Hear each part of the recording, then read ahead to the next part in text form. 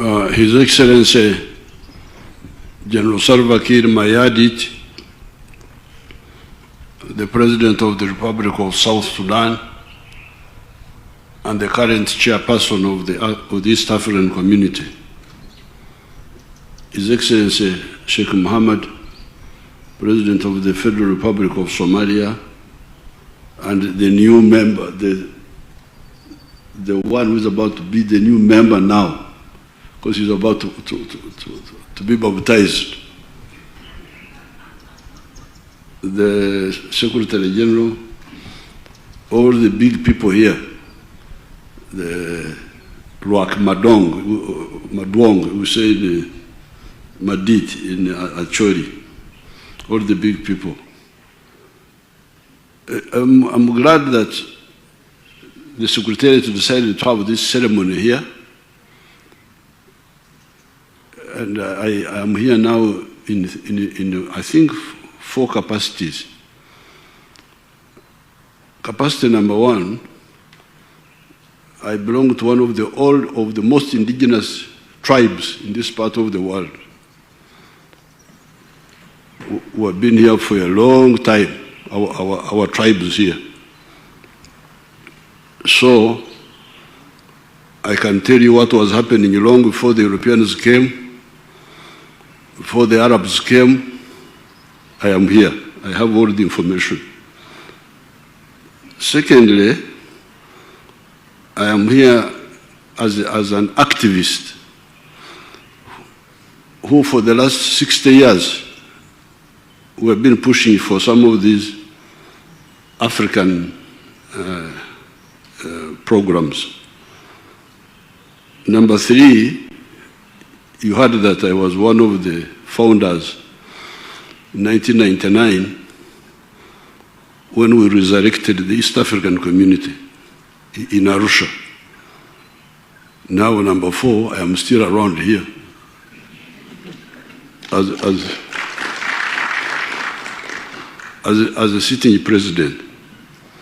So therefore, it's my duty to, again, as I told you in Arusha, to remind you of the logic. What is the logic of East Africa? Why? Why East Africa? Reason number 1, for the last 60 years, following our elders, Mwalimu Nyerere, Mzee Kenyatta, Jaramogi Odinga, Tom Mboya was a big supporter of the integration. Joseph Murumbi. I will not mention Njonjo. That one I will not mention. That one was on another line. But these people are then the ones in Tanzania, in Burundi, Rwagasore, Lumumba in Congo. So this has been the group that has been pushing for this logic. And what is the logic? 3 points. Question number 1. Do you want prosperity for your people or not? If you say you want prosperity for your people, then the question is how? How will you achieve it? Will you achieve it by getting aid from Europe or what? No, the answer is no. The only way you can achieve sustainable prosperity is when you produce a good or a service and sell it. You sell it today, you sell it tomorrow, you build up prosperity of the home, prosperity of the company, if you have got a company, prosperity of the country.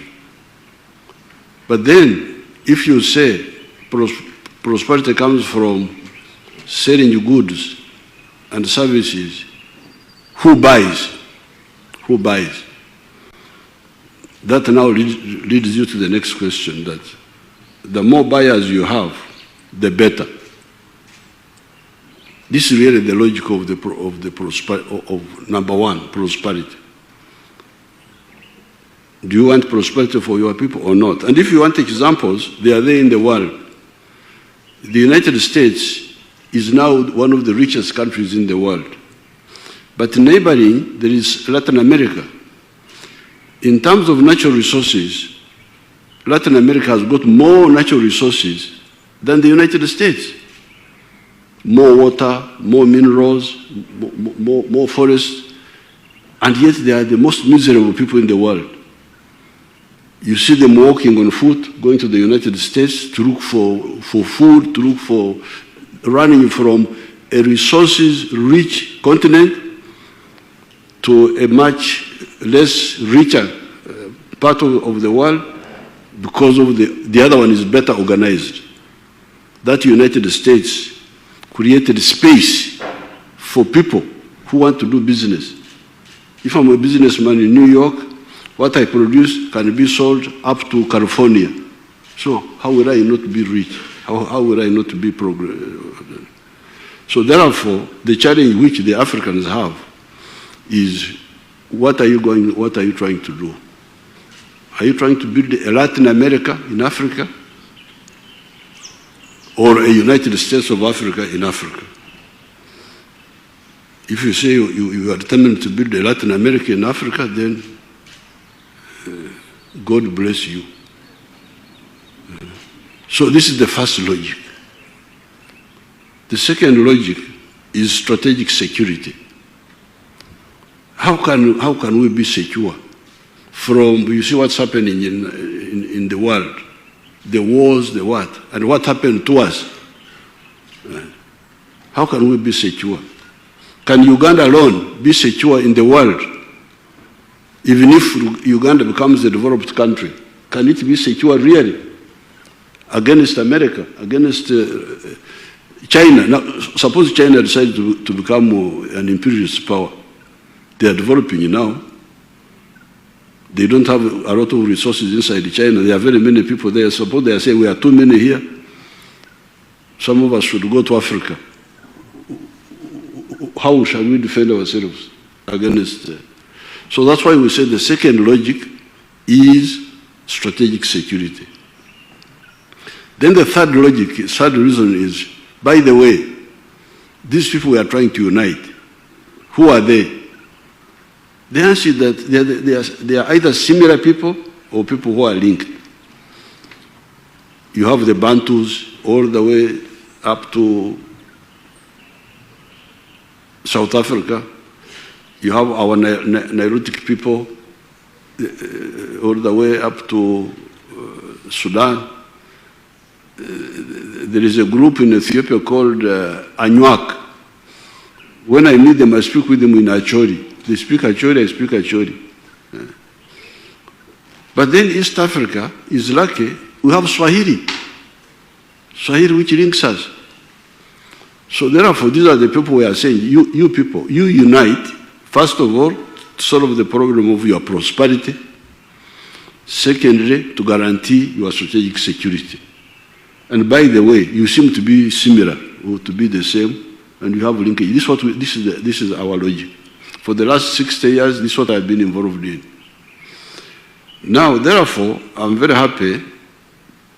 I can see like this, because when Africa was taken over, we got scattered. South Sudan was under the Arabs. Congo was under the French. Burundi, Rwanda were under the French. And Belgians, I think they were Belgians or something like that. Here, we are British. We were British. Part of in Kenya, Uganda, Tanzania. There were Germans in Tanzania before. Now, we were cut off.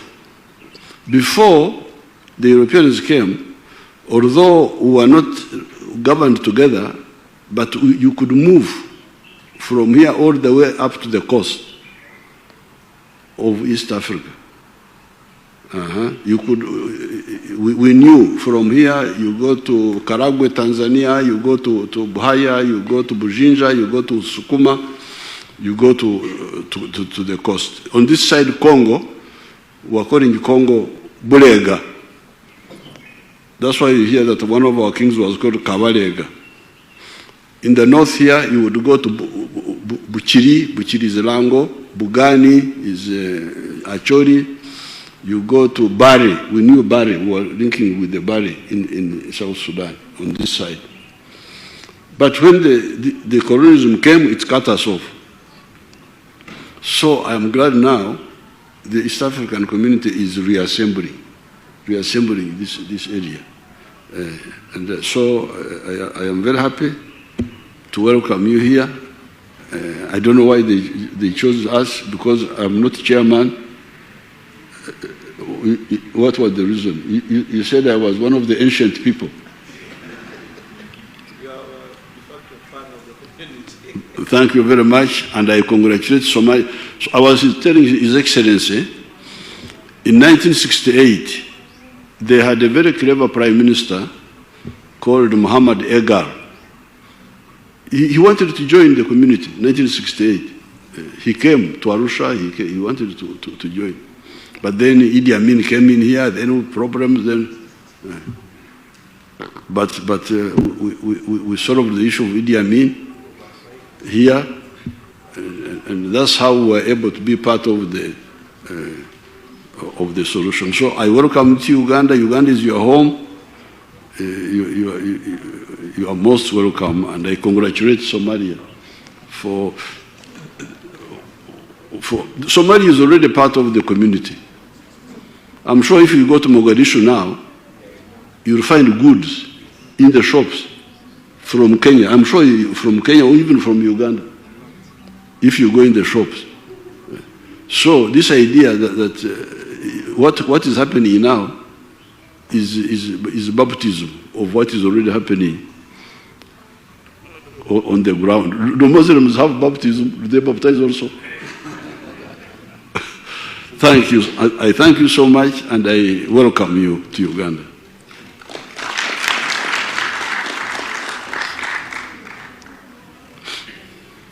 Thank you very much. Thank you very much. Thank you very much, Your Excellency, for the words of wisdom. Every time you speak, you inspire so many East Africans. And some of us who believe in your philosophy, we listen carefully, Your Excellency. And now with that, allow me, Your Excellency, to invite His Excellency Hassan Sheikh Mohamud, President of the Federal Republic of Somalia, the newest kid in the block, to make your remarks. Most welcome, Your Excellency.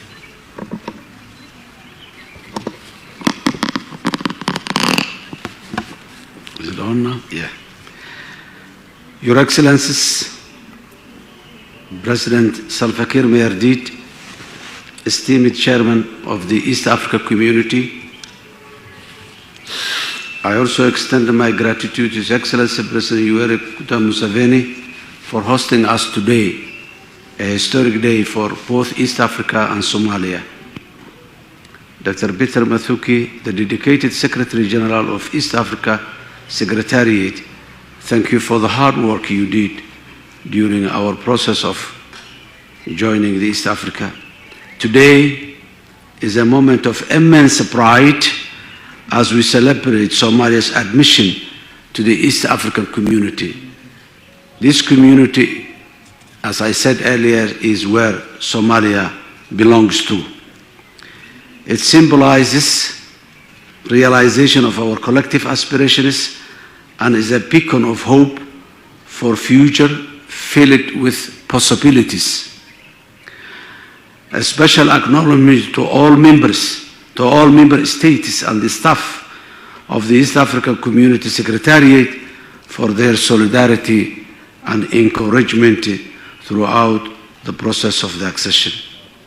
Our mission is clear: strengthen friendship, contribute to prosperity, and actively shape a brighter future for the population of this community. Somalia's membership is not just timely but natural, enhancing the bloc's trade and investment potentiality. Somalia's geostrategic significance will elevate the community's global reference and strategic importance. Somalia's integration will strengthen people-to-people connection, benefiting the East Africa in various aspects. As I said earlier, Somalis are already here in the East Africa community. We are part of the family, but today, as His Excellency President Museveni said, we have been a newly born for the purpose of legitimacy and legalization. Progress against Al-Shabaab in Somalia, recovering vast lands, and recent milestones in international relations showcase our commitment and determination to be an active contributor of the well-being of this region and the global at large. Our milestone includes the lifting of the UN arms embargo after 31 years, which was the longest embargo in the history of the United Nations, and achieving a debt relief in DC yesterday, where Somalia was struggling that debt relief for the last decade. Debt relief stands as a testament to our commitment to reforms